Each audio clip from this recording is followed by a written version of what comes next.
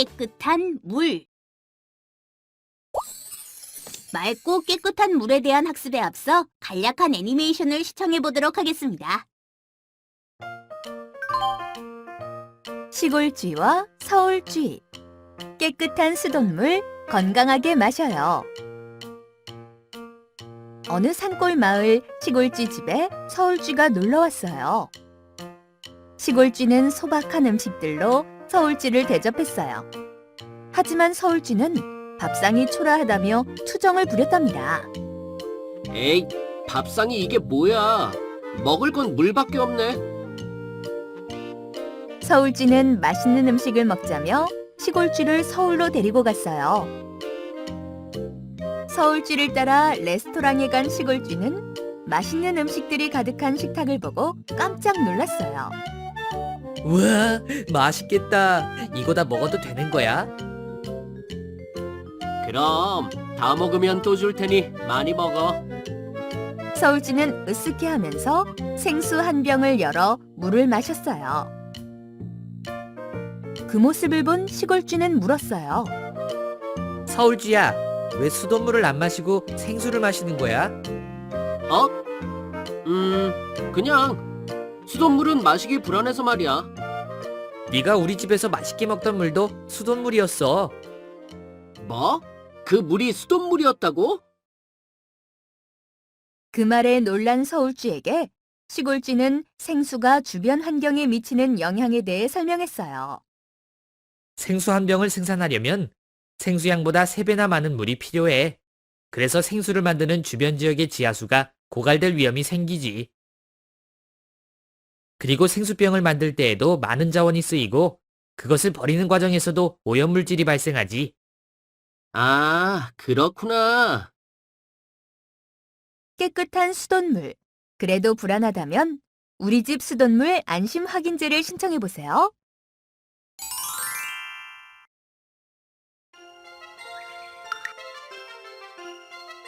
먹는 물의 중요성.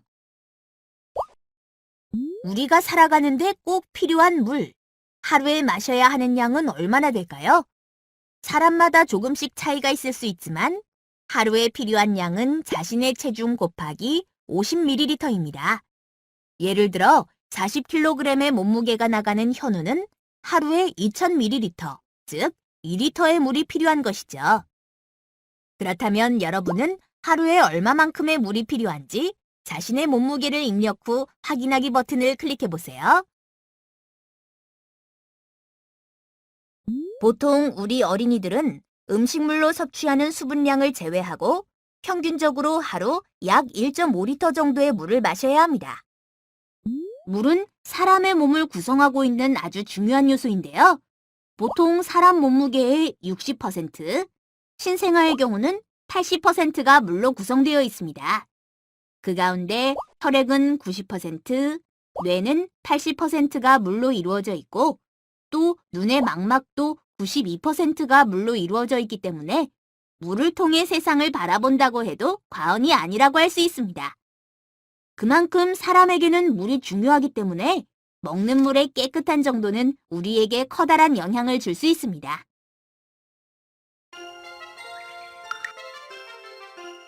물의 정수.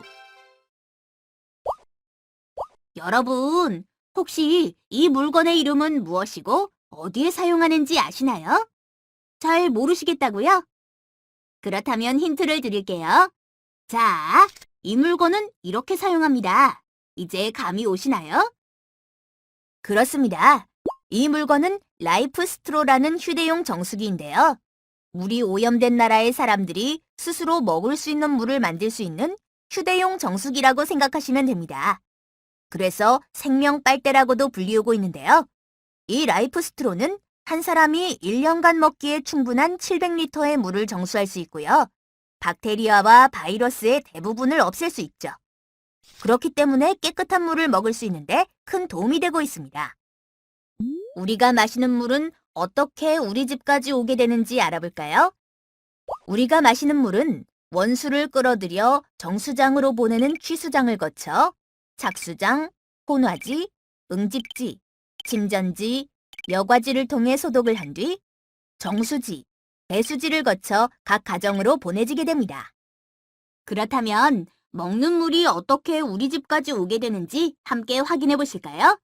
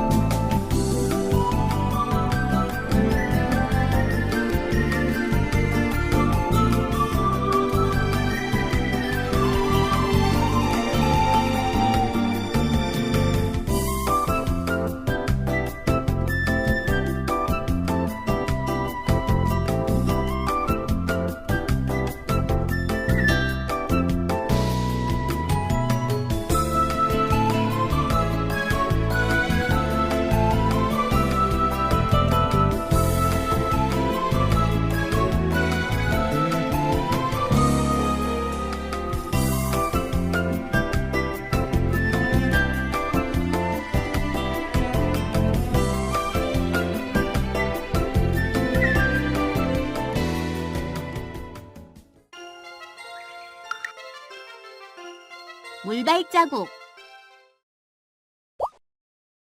여러분, 혹시 물발자국이라는 말을 들어보셨나요? 물발자국이란 우리가 제품을 생산하고 소비하는데 직접적으로 혹은 간접적으로 사용되는 물의 양을 물발자국이라고 하는데요. 우리 눈에는 보이지 않지만 농산물뿐만 아니라 상품을 생산하는데 필요한 물의 총량을 의미하죠. 그렇다면 우리가 먹는 식단의 물발자국은 얼마나 될까요? 보기의 블록을 골라 아래의 물발자국 계산기로 옮겨보세요.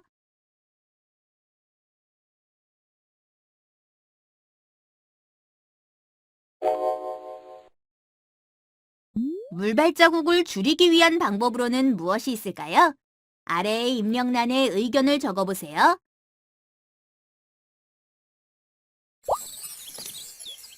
다섯 곡의 퀴즈! 여러분, 제가 설명하는 기념일이 무엇인지 정답 입력란에 적어보세요. 첫 번째 곡입니다. 이날은 물과 관련된 날입니다. 아직 감이 오지 않으시나요? 그렇다면 두 번째 곡입니다. 이날은 내년 3월 22일입니다. 세 번째 곡입니다. 깨끗한 물의 중요성을 알리기 위해 정해졌습니다. 맞추실 때도 된 것 같은데요. 네 번째 곡입니다. 1992년 유엔 총회에서 제안되어 1993년 처음으로 이날이 시행되었습니다. 마지막 5번째 고개입니다. 영어로는 World Day for Water. 땡땡 땡의 날입니다.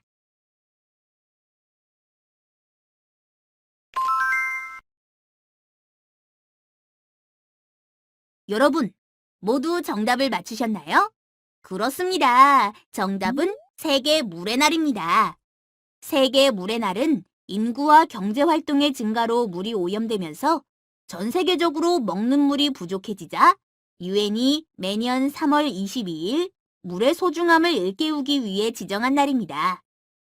각국의 무분별한 개발로 환경이 파괴되고 주변 강이나 바다가 오염되고 먹을 수 있는 물이 점차 줄어들자 이를 해결하기 위하여 국제적으로 협력하여 수자원을 보호하며 이를 개선하자는 의미에서 제정되었습니다.